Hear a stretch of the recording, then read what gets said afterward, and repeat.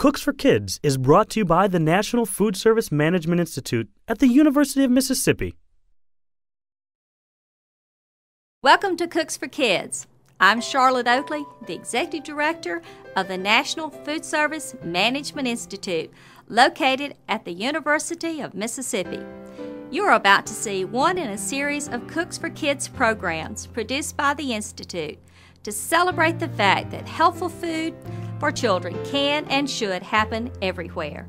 Since the National School Lunch Program was enacted in 1946, this country has looked to its schools to provide children with a nutritious weekday lunch, and often breakfast as well. We have also relied on our schools to teach our children nutrition basics, both in the serving line and in the classroom. But the world has changed dramatically since 1946. Life is more demanding. Inexpensive, calorie-dense food is readily available. And let's face it, we're not as active as we used to be. The nation's rising obesity rate, which also includes our children, is testimony to these facts. Since the Institute was authorized by Congress in 1989 to support the country's child nutrition programs, we have used the latest technology to provide educational opportunities for school nutrition personnel. We've conducted research on best practices, quality improvement, and competencies in school feeding and nutrition education. We have worked closely with the USDA to assist states to implement the dietary guidelines for Americans in our schools. We believe that children should have access to healthy food and be able to make healthy food choices wherever they are, at home, in school, and out in the community. Reversing the childhood obesity epidemic is a shared responsibility, and we know that schools cannot accomplish this goal alone. It will take the commitment of parents, the food service industry, the media, and schools working together. The Institute conceived Cooks for Kids as a forum to demonstrate how we can work together. Each episode, like the one you're about to see, focuses on helpful food and cooking techniques, not only at school, but also in restaurants and at home. This integrated look at our children's total food experience is what makes Cooks for Kids unique. I think you'll find that Cooks for Kids has the combination of ingredients we need to create a healthier legacy for our children. By working together and sharing the responsibility, we can make it happen. Thank you, and I hope you enjoyed this episode. Coming up on this edition of Cooks for Kids. Finding ways to make fruit appealing to kids can sometimes be a challenge, but not after this show. Today, fruit is the name of the game, and you'll see how chefs at this bistro are producing some powerful dishes with their produce. Then, farm fresh produce makes the grade for these school kids. Plus, you'll learn how to make smooth and fruity snacks right at home. It's all coming up on Cooks for Kids.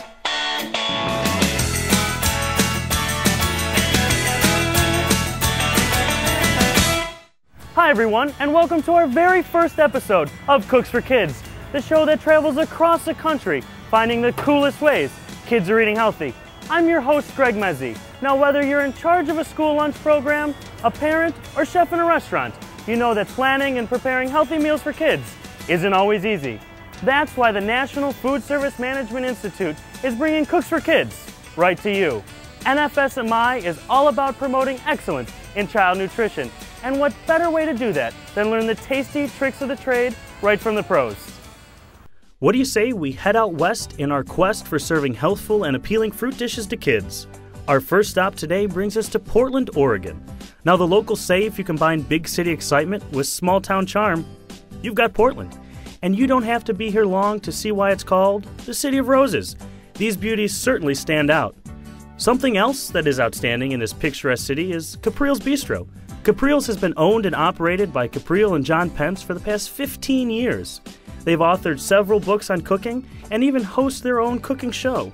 So this culinary couple knows a thing or two about putting fruit on the menu. I'm glad to be here. You know, you have a beautiful restaurant here. Thank you. Thank How you. did you guys get started in the restaurant business? Well, my wife and I actually went to the Culinary Institute of America and we started dating there. And actually our first date was a vegetable carving class, which was loads of fun. Why I'm actually here today is to talk about fruit. And That's right. I know, Capril, you do some wonderful things when it comes to fruit. Yes, and it's berry season, so we're gonna make a little berry glaze for some salmon. Very easy to do. That sounds great. You know, Yeah. I'd love for you to show me how to do that. Yeah. I'm gonna let you guys go deal with that and I'm gonna deal with the restaurant, okay? You're gonna go do the real work. Yeah. All right, sounds Come great. on with me. Thanks. See you later. So I think we should start our berry glaze. All right, let's get started. All right, we're gonna use it on salmon today. Okay.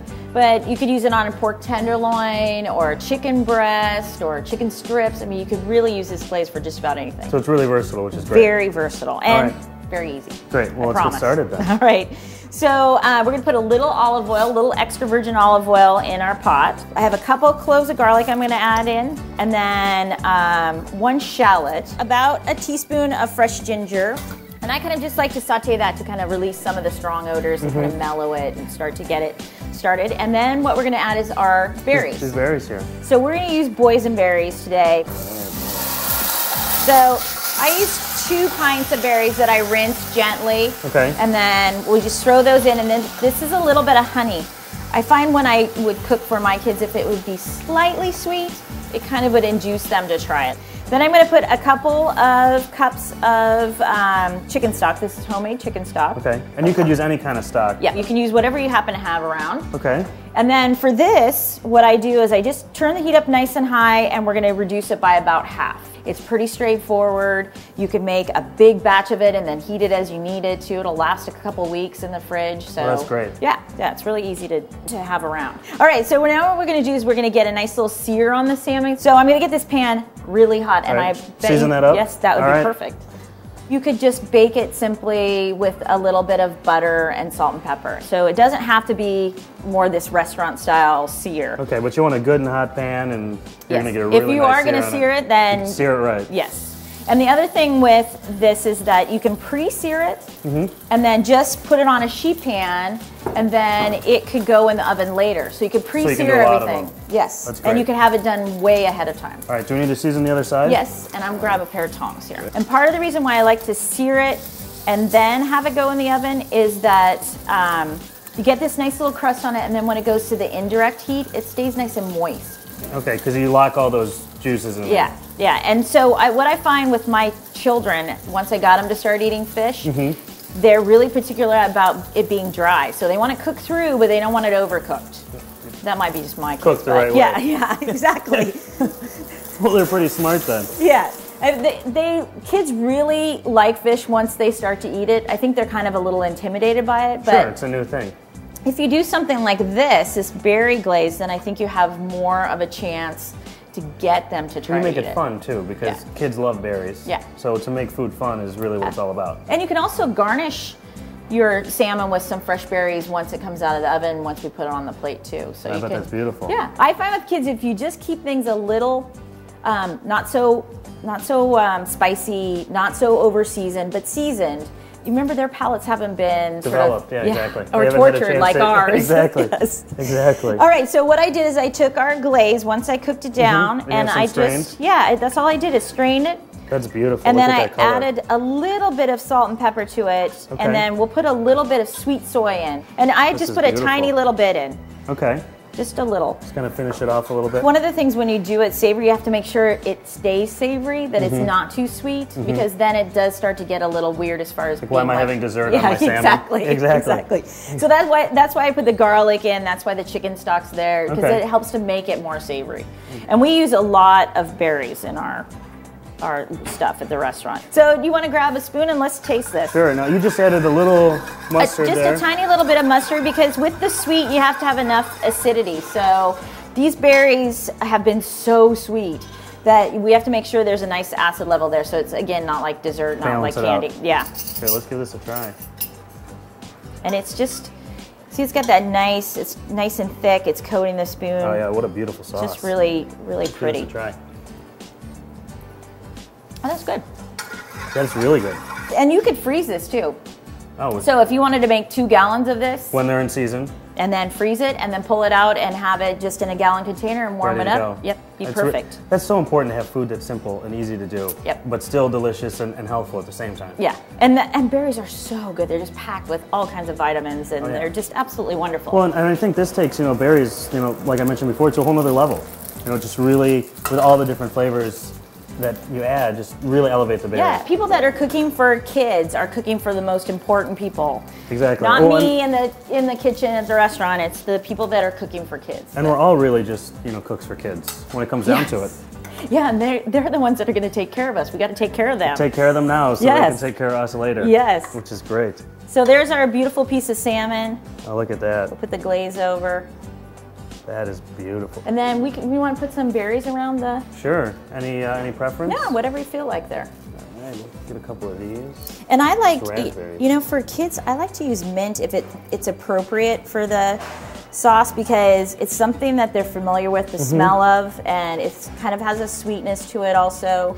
And so I think that they kind of understand it. It's not some scary herb that they don't know. Oh, what is that stick on my food? Exactly. Yeah. This looks, beautiful and elegant, but it's so simple to do. Yeah, it's just literally minutes to do. Yeah, this is and great. we are so lucky here. We have some schools that are working with farmers, so they have farm to school programs, and they're getting things that are seasonal right from the farm, and those kids are just getting the best of the fruits and vegetables that we have here in Oregon. That's really important, because they're taking the restaurant concept of farm to table, Yes. and taking it right to the school. Yes. From the farm to the school. So why don't we head down to the farm and see just what they're doing? Just south of Portland is the small community of Jervis, Oregon. Now, Jervis might be small on the map, but here folks have some big ideas when it comes to using fruits. We're here at Jones Farm Produce, where I'm joined by father and son owners Richard and Matthew Jones. Gentlemen, this is a great farm stand you have here. Thank you very much. Mr. Jones, tell me a little bit about your business. Well, we're farmers have been here in the valley. I'm the 5th generation of peach grower. We raise peaches, cherries, apples, nectarines, and vegetables for our stand as well as for wholesale. And I know, Matt, one of the things that you're especially proud of here, in your business is your relationship you have with the local school district. Correct, yes. I was raised in the Jervis School District here and graduated, and now Claire Columbus from the Jervis School District has contacted us and asked me if I'd be interested in providing the school district with fresh fruits and vegetables that we grow here. So I saw that as a really good opportunity. Really proud of that. We've been working together for about a year now, and it's been really good. And we have all the fruits and vegetables that the school district needs. And actually, we're getting ready to head over to the school with these fresh melons right here. If you don't mind, I'd love to tag along with you. Let's go. All right, great.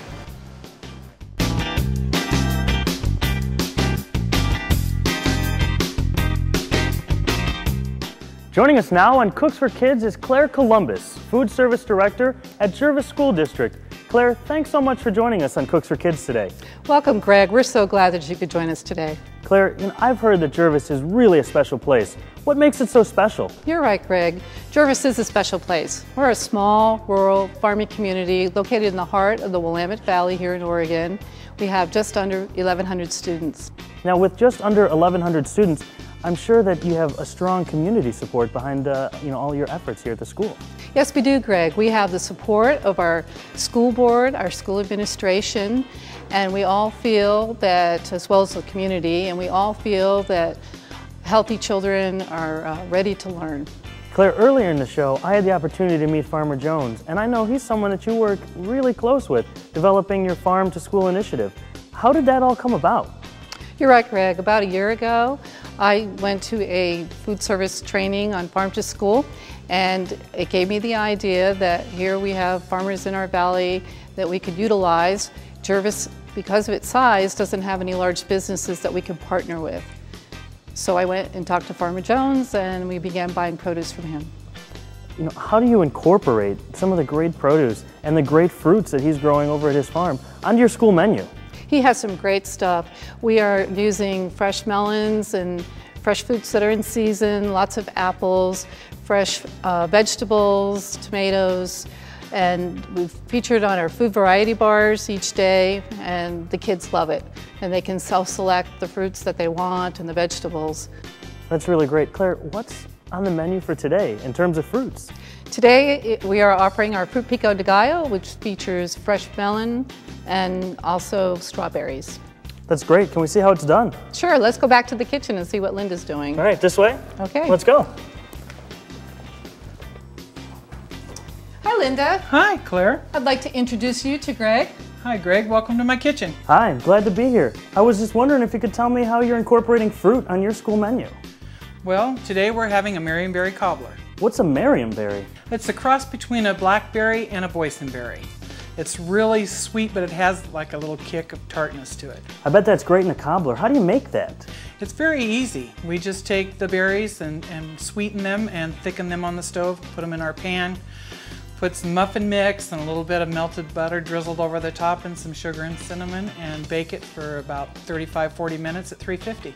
That sounds delicious. Is this something that you have when, berries are only in season, or something you can have all year round? We have it all year round because we're so lucky we have such an abundance of fruit and stuff here. We get it and we freeze it, so we have berries all year round. That's great. Linda, why don't you tell Greg about the wonderful pico de gallo that you make? Well, it's an ethnic dish, and it's like a fresh fruit salad, but we use fresh melons, watermelon, cantaloupe cut up. We use frozen mango and strawberries because they're not always in season. And we use canned pineapple on the economic side. And then we use a lot of different citrus, which the oranges, lemons, and limes. And then we squeeze lime juice over the top and we season it with a pico de gallo seasoning. And our kids just love it.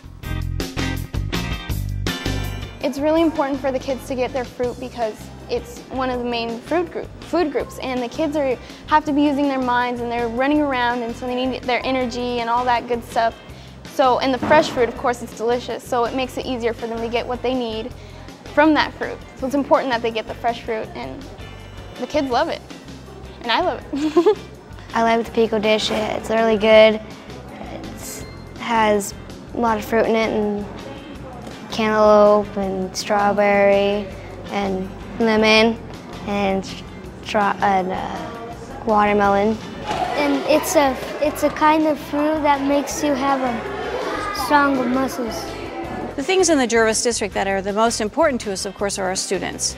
And here, the thing that is, to us, a very important thing is not only before we can teach them to read and to write and to do math, we need to make sure that their needs are met. So one of their needs is just having a nutritious meal. And so the food service obviously works with us, not only just to provide that, but also to do that with excitement. And they're happy to do that. And you can tell that their attitude and how they feel about food is exciting for our students to have also. As we've seen today, it's really easy to incorporate fruits on your school or restaurant menu. You can take some of these ideas home as well to incorporate some family time. We're headed down to another family farm to show you how. Whether it's a farm or farmer's market, picking your own produce can be fun for the whole family. I'm joined by my helpers today, Alexis, William, and Devin, here at the Hillside Orchard and Farm Market, where it's just not about pick your own produce. Head inside to the market and you can get great produce, fresh baked goods, jams, and jellies. You guys ready to pick some fresh blueberries? Yeah. Yeah? Why do you guys like to pick your own produce? I haven't done it yet, so I'm excited. That's great. How about you, William? Well, it's delicious right off the bushes. Gives us an opportunity to leave home and get some exercise and eat the berries that we pick. It's great. I love picking my own produce. You guys ready to go? Yeah! Let's go get some blueberries, all right?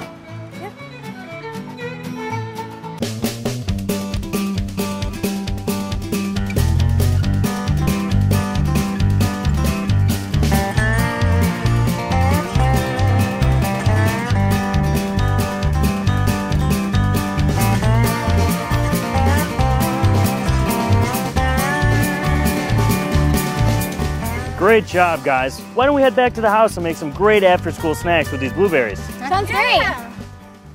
All right, kids, now that we're back from the farm, we've washed the great blueberries we've picked. We've washed our hands. You guys ready to start cooking? Absolutely. Yeah. All right, today we have some great after-school snacks on the menu.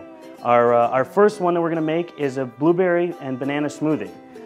So could you peel that banana for me? And William, if you'd measure out a cup of milk, that would be great. And what I'm going to do here in the blender is I'm going to take about 2 cups of these wonderful blueberries that we got. And they just look delicious. Blueberries are one of my favorite fruits. William, do you have a favorite fruit? Yes. what's your favorite fruit? Apple. Apples? Yeah, apples are great. So now that I have 2 cups of the blueberries that we picked, I have some bananas. I'm going to put these bananas right in there.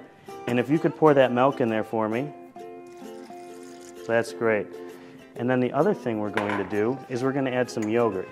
And this is a great fat-free plain yogurt, and it just makes it taste really good. And so we'll add a cup of the yogurt here. And who likes honey? You guys like honey? Yeah. So we're going to add just a little bit of honey for some natural sweetness. It's really nice.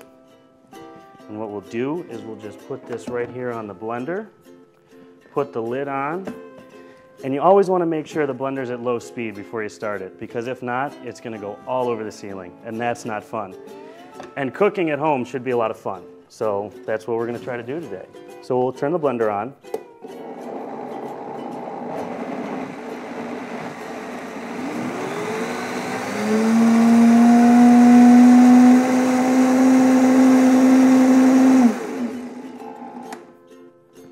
And we're done. That was pretty easy, wasn't it? Yeah. All right, so what we're going to do is we're going to take one of these glasses that we have here, pour a little bit in, and one of the things I like to do is I like to take some fresh blueberries or whatever fruit I'm using in this smoothie and just put it right there on top. It's kind of a fun thing to do. One of the other things you can do is if you have frozen berries, they make really cool kind of ice cubes, and you can add those right in there. It's great. William, why don't you give that a try and tell me what you think? Delicious. Isn't that good?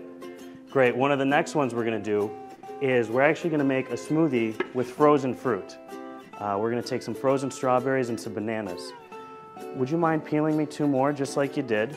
And I'm going to take 2 cups of these beautiful frozen strawberries.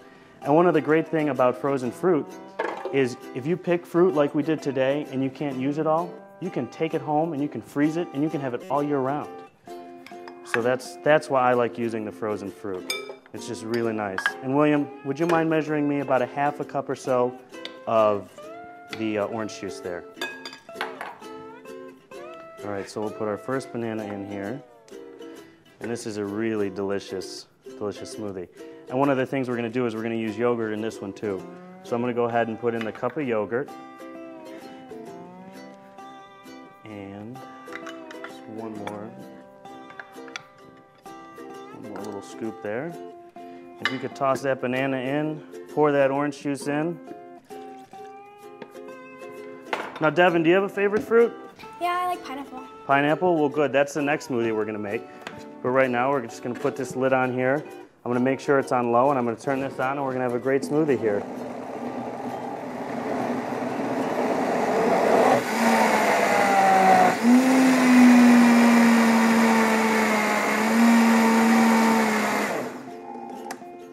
All right, look at that. Doesn't it look good? Yeah.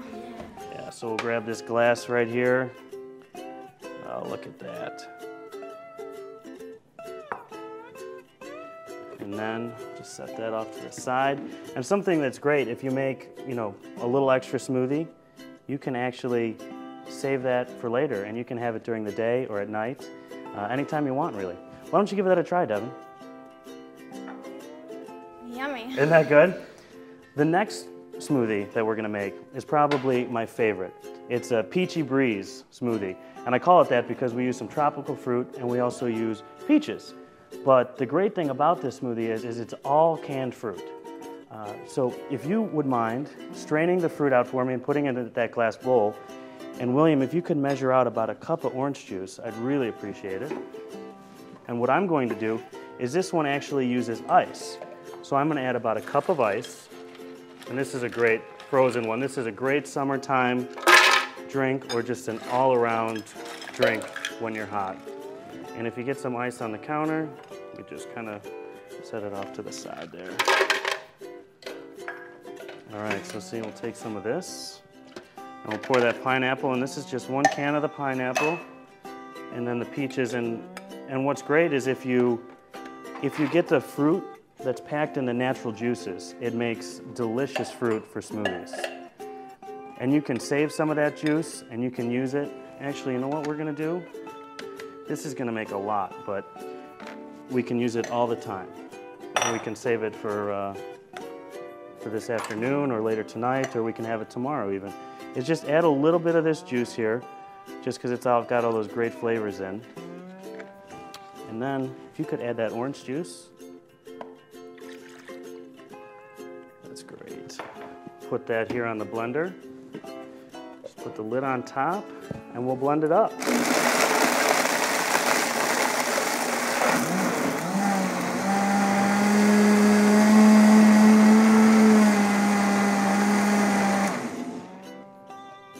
Look at that.